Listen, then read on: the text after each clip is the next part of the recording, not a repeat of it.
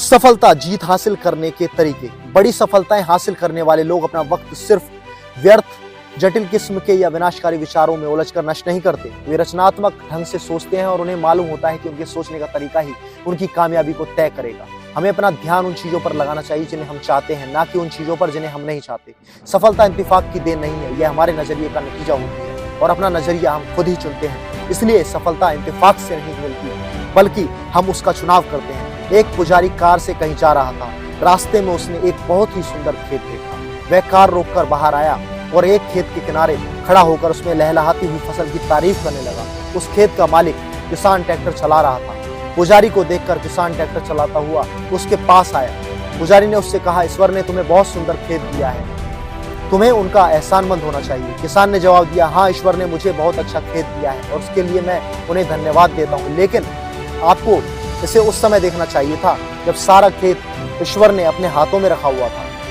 ज्यादातर नाकामयाब लोग कोई बड़ा लॉटरी पाने का इंतजार करते रहते हैं, लेकिन इस तरीके से उन्हें कामयाबी शायद ही कभी मिल पाती है।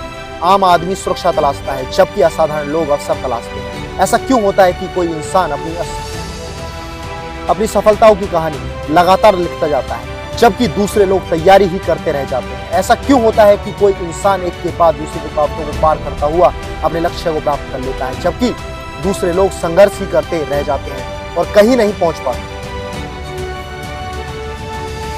अगर हम इन दोनों सवालों के जवाब हासिल कर लें तो हमारी जिंदगी में इंकलाब आ जाएगा।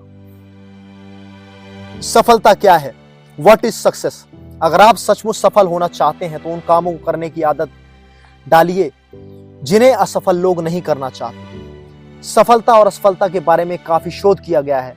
सफलता का राज सफल लोगों के जीवन के इतिहास को पढ़कर जाना जा सकता है। सफल लोग चाहे जिस दौर में पैदा हुए हों और चाहे जिस क्षेत्र में सक्रिय रहे हों, उनमें कुछ खासियतें समान रूप से पाई जाती रही हैं। सफलता अपने निशान छोड़ जाती है। यदि हम सफल लोगों के गुणों को पहचान कर उन्हें अपना लें तो हम भी सफल हो जाएंगे। इसी तरह असफल लोगों में भी कुछ समानताएं होती हैं।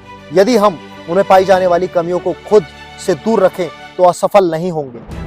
सफलता कोई रहस्य नहीं है, यह केवल कुछ बुनियादी उसूलों को लगातार अमल में लाने का नतीजा होती है। इसका उल्टा भी उतना ही सही है।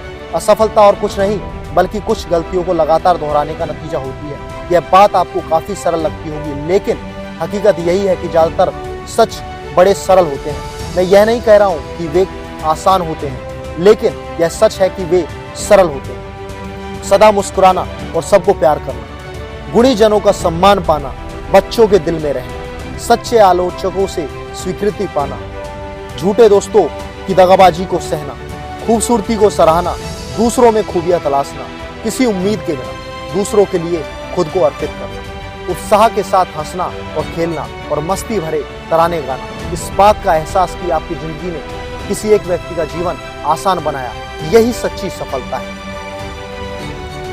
हम सफलता को कैसे परिभाषित करते हैं? How do we define success?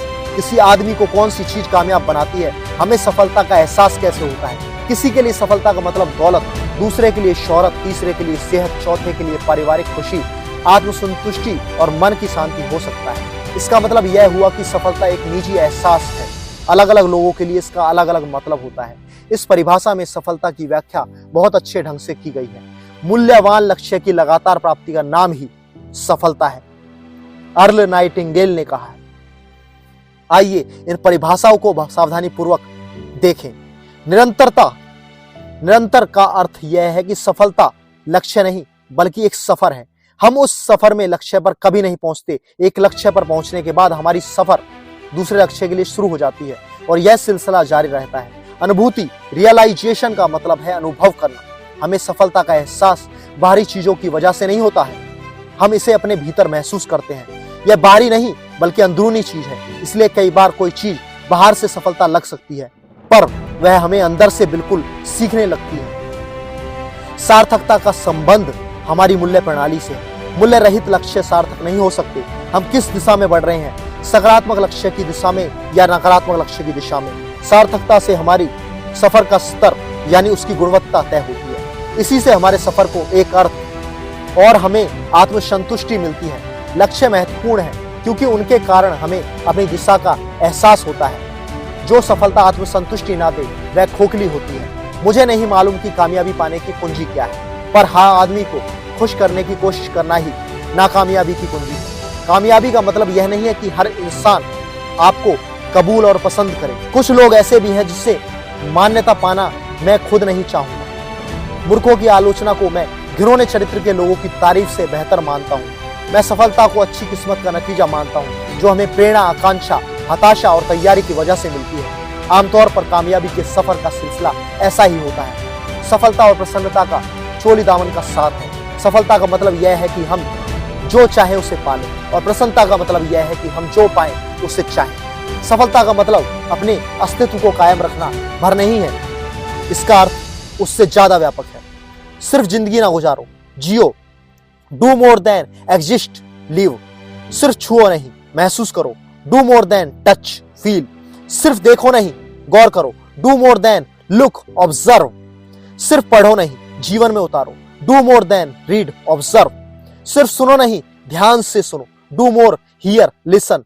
सिर्फ ध्यान से ही ना सुनो, समझो। Do more than listen, understand.